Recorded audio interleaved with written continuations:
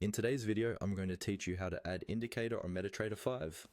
By the end of this walkthrough, you will know exactly where to click and how to get your favorite indicator onto your chart, so you can start analyzing the market more effectively.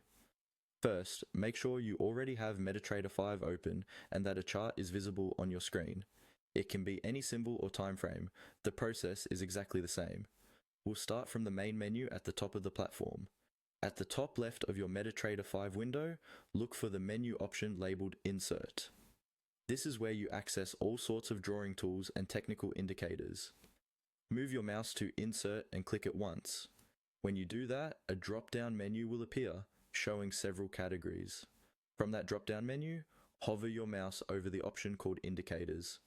Don't click away from the menu, just gently move your cursor to Indicators.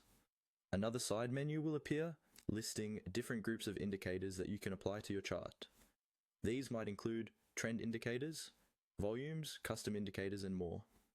For this walkthrough, we're going to focus on oscillators, which are a specific type of indicator used to measure momentum and overbought or oversold conditions. Now, in that indicator submenu, find and click on Oscillators. This will open yet another list, this time showing the available oscillators you can choose from. Depending on your installation, you'll see items like Relative Strength Index, Stochastic Oscillator, Moving Average of Oscillator, and others.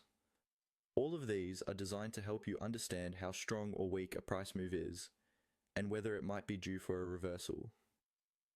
Next, from this list of oscillators, select the one you want to add.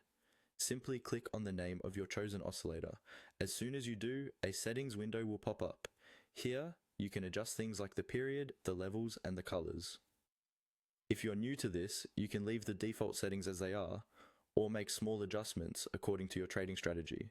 Once you're satisfied with the parameters, click OK.